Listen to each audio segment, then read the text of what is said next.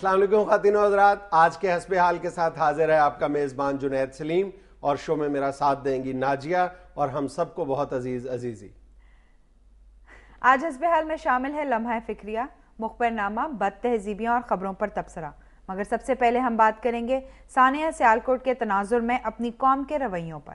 اوئے یار ویسے پا جنید یہ سیالکوٹ والے واقعے نے نا بالکل ذہن ہی معاف کر دیا ہے۔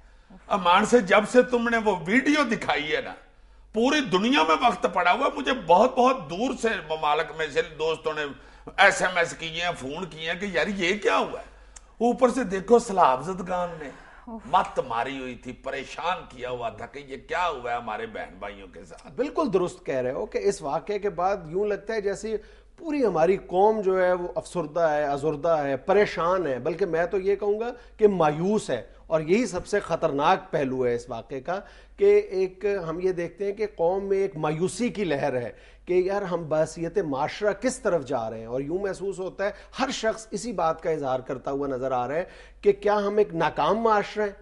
یہ بہت امپورٹنٹ بات ہے کہ فیلڈ سٹیٹ نہیں ہوا کرتی، فیلڈ سوسائٹیز ہوا کرتی ہیں جو فیلڈ سٹیٹس کو جنم دیتی ہیں۔ لیکن بہرحال ایک زندہ قوم کی طرح ہمیں ہر معاملے میں امید کی کرن پر بھی نظر رکھنی چاہیے، اور اس واقعے کے بعد ہمیں بہت ٹھنڈے دل و دماغ کے ساتھ یہ سوچنا چاہیے کہ ہمارے مجموعی قومی رویوں میں وہ کیا خامیاں ہیں، ہمارے حکومتی نظام میں، نظام انصاف میں، پولیس سسٹم میں وہ کون سی خامیاں ہیں جو خدا نخواستہ ہمیں ایک ناکام معاشرے کی طرف لے کے جا رہی ہیں۔ اور تم یہ دیکھو کہ سب سے جو خوفناک پہلو ہے اس واقعے کا وہ یہ ہے کہ جب حسب حال نے اس واقعے کا ذکر کیا ہے تو اس کے بعد یہ غالباً 5ویں دن، اس وقوعے کے 5ویں دن ہم نے اپنے پروگرام میں اس کو ہائی لائٹ کیا تھا، اور اس کے تقریباً 2 گھنٹے کے بعد ہی سپریم کورٹ نے اس کا سو موٹو نوٹس لیا ہے، جس کے بعد ساری حکومتی مشینری جو ہے وہ حرکت میں آئی ہے اور یہ معاملہ جو ہے یہ لائم لائٹ میں آیا ہے۔ اس سے پہلے 5 دن تک نہ کسی سیاستدان کو یہ توفیق نصیب ہوئی تھی کہ وہ مقتولین کے گھر جائے اور ان سے اظہار تعزیت کرے، نہ کسی پولیس افسر کو یہ توفیق تھی کہ وہ اس معاملے کی جو ہے وہ تہہ تک پہنچنے کی کوشش کرے، اور نہ پورے معاشرے میں، مطلب چلو وہ تو ہم سامنے لے کے آئے نا، لیکن سیالکوٹ کی سطح پر تو سب لوگوں کو پتہ چل چکا تھا نا اس واقعے کا۔ تو یہ یعنی یہ کہاں کا انصاف ہے، یا یہ کہاں کا ایک انصاف دینے کا میکانزم ہے کہ ہمیشہ جو ہے وہ میڈیا وہ یہ بات لے کے آئے سامنے، اور اس کے بعد سپریم کورٹ آف پاکستان ہی نوٹس لے تو انتظامی مشینری ہماری حرکت میں آئے گی۔ یہ تو کہاں کہاں تک میڈیا پہنچ سکتا ہے، اور پھر میڈیا کی کس کس بات کے اوپر سپریم کورٹ جو ہے وہ سو موٹو نوٹس لے سکتا ہے۔ یہ ممکن نہیں ہے جب تک کہ آپ کی مشینری، آپ کا پولیس کا جو نظام ہے وہ درست نہیں ہوتا، اس وقت تک ہم کسی طور بھی یہ توقع یہ نہیں لگا سکتے کہ ہم کسی بہتری کی جانب جا سکتے ہیں۔ اچھا، ثانیہ سیالکوٹ کے بعد دیکھ لو، ابھی 2 دن پہلے دنیا نیوز پہ دکھایا گیا ہے نا کہ شیخوپورہ میں وہ پولیس کا ایک سب انسپیکٹر ہے، 2 اور جوان کھڑے ہیں، اور ان کی نگرانی میں وہ عوام جو ہے وہ بالکل بے بس خاتون کو پتہ نہیں کس شک کی بنیاد پہ کس بری طرح بے رحمی کے ساتھ نہ صرف مار رہے ہیں بلکہ کہکے لگا رہے ہیں، اور اس کے گلے میں دوپٹہ ڈال کر جانوروں کی طرح گھسیٹ رہے ہیں۔ اور اس واقعے کو بھی 2 دن گزر گئے، کوئی ابھی تک ایکشن نہیں ہوا۔ اس پر بھی غالباً اسی وقت ہی ایکشن ہوگا جب سپریم کورٹ اس کا نوٹس لے گی۔ اور یار اس مفلوج نظام انصاف کی وجہ سے ہی تو لوگوں نے اور پولیس نے اپنا نظام انصاف نکال لیا نا۔ خود ہی بندہ پکڑو، نیرے میں جا کے پھڑکا دو اور پولیس مقابلہ شروع ہو گیا، اور لوگ بھی تاڑیاں بجا رہے ہیں، واہ واہ واہ واہ، بلے بلے بلے۔ یہ بھی غلط رویہ ہے نا، یہ سب سے زیادہ جو ہے قابل مذمت رویہ ہے قوم کے لیے بھی اور پولیس کے لیے بھی۔ یار اس لیے کہ اس میں تو قانون کو مد نظر ہی نہیں نہ رکھا جاتا، اس کو تو صرف جذبات چڑھے ہوتے ہیں نا اس وقت۔ تو یہی تو بات ہے کہ دیکھو یہ اس بات کا فیصلہ کس نے کرنا ہوتا ہے، 1 یا 2 پولیس افسران نے کہ یہ ڈاکو جو ہے یہ واقعی ڈاکو ہے اور اس کو مار دیا جائے، یعنی خود ہی وہ اپنی عدالت لگاتے ہیں اور مار دیتے ہیں، اور پھر عوام جو ہے وہ اتنی تنگ آئی ہوئی ہوتی ہے لا اینڈ آرڈر کی سچویشن سے، ڈکیتیوں سے اتنی پریشان ہوتی ہے کہ وہ تالیاں بجانے پر از خود مجبور ہو جاتی ہے۔ لیکن تم یہ دیکھو کہ ہمارا جو نارمل جو پولیسنگ سسٹم ہے یا جو نظام انصاف ہے وہ ان کو انصاف فراہم کرنے میں بری طرح ناکام ہے۔ کوئی شخص ہمارا ایک عام شہری کسی ایک چھوٹے سے مقدمے میں اگر وہ بیچارہ پھنس جائے، اس کی ساری زندگی جو ہے وہ پولیس اور وکیلوں اور ججوں کے چکر میں گزر جاتی ہے، لیکن مرتے دم تک اس بیچارے کو انصاف کی ایک بوند میسر نہیں آتی۔ اور یار ڈرتے ہوئے جاتے ہی نہیں ہیں تھانے میں۔ تم یہ گجرانوالہ ڈویژن جو ہے، یہ سیالکوٹ کا جو جہاں واقعہ ہوا ہے، اسی ڈویژن کو دیکھ لو نا، یہ پچھلی دور حکومت کی بات ہے، کوئی بہت دور دنوں کی تو بات نہیں ہے۔ وہاں پہ بے شمار قتل و غارت تھی، بچے اغوا ہوئے ہیں، اور بڑے بڑے امیر لوگوں کے، بڑی بڑی پارٹیوں کے بچے اغوا ہوئے ہیں، کوئی پرچہ درج کرانے نہیں تھا جاتا۔ وہ بھی اسی لیے ہے نا، پرچہ کیوں نہیں درج کروانے جاتے؟ اس لیے کہ لوگوں میں احساس تحفظ نہیں ہے، لوگوں کو یہ یقین نہیں ہے کہ پولیس ان کی مدد کو آئے گی۔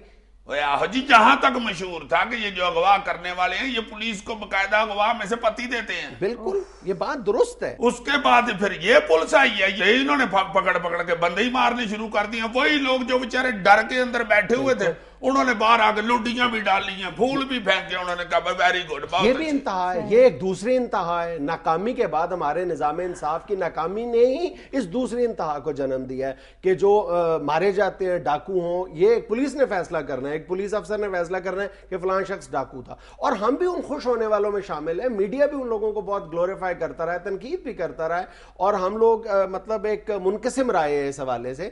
لیکن میں یہ سمجھتا ہوں کہ ہمیں اپنی رائے میں اب اتنی میچورٹی لانی چاہیے کہ نہیں، یہ غیر قانونی کام ہے، اور اگر ہم نے اس وقت ان غیر قانونی پولیس مقابلوں کی، جعلی پولیس مقابلوں کی مذمت کی ہوتی، اور آج پھر ڈیفینیٹلی نوبت یہاں تک نہ پہنچتی۔ یار پھر قانون کے ان رکھوالوں کے اس رویے کی وجہ سے ہی عوام کا رویہ بھی بگڑ چکا ہے نا، کہیں انتہائی جذباتی اور کہیں انتہائی بے حس۔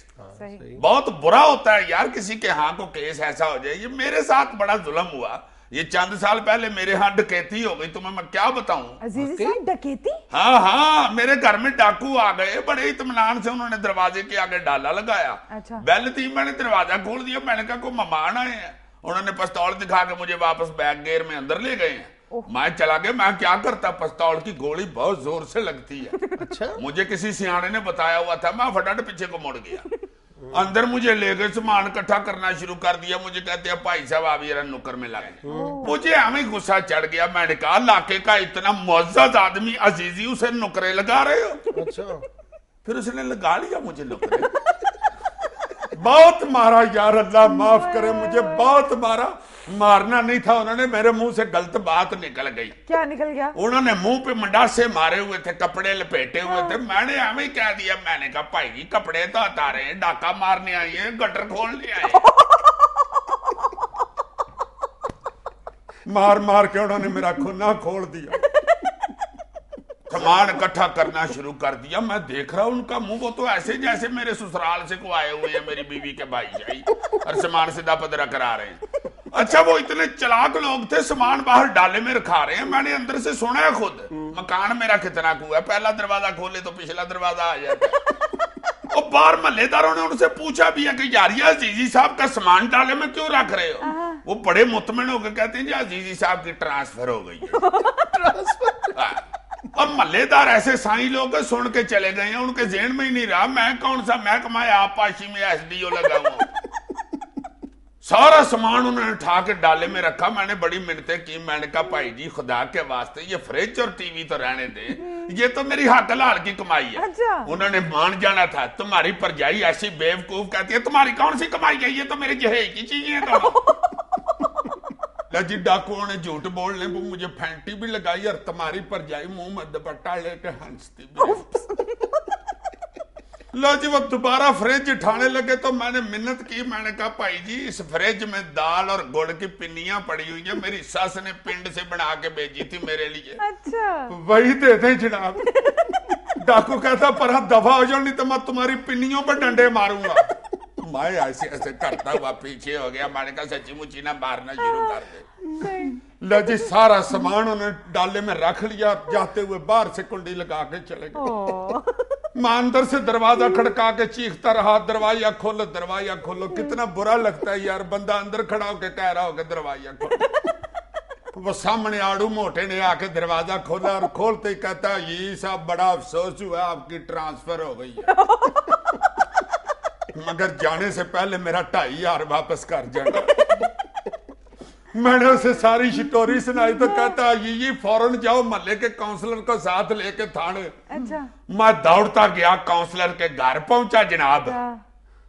ہائے ہائے ہائے میں نے دروازہ کھڑکایا, اندر سے کاؤنسلر باہر آیا, لمبی نکر پہنی ہوئی, گل سے ننگا, ہاتھ میں وہی پنی پکڑی ہوئی جو میری سس نے گاؤں سے بنا کے بھیجی تھی. فریج والی. ہائے ہائے ہائے, دیسی گیہوں کی خوشبوئیں آ رہی تھی, دور سے مجھے میوے نظر آ رہے تھے. میں نے 2 ہفتے میں اتنی سی کھائی تھی, وہ بڑے بڑے چک مار کے کھا رہے. مجھے کہتا یہ کدھر ہے؟ میں نے کہا کچھ نہیں جناب, بس پوچھنے آیا تھا پنیاں مزیدار ہی ہیں. ناظرین یہاں میں لینی ایک چھوٹی سی کمرشل بریک, ہمارے ساتھ رہیے گا. عزیزی صاحب آپ کی وجہ سے سٹوریاں فضول ہی ہوتی ہیں. تمہاری مہربانی ہے, تم شٹوریوں کو فیول کہہ رہی ہو, ورنہ ملے دار تو کہتے ہیں یہ تم خود بڑے فیول.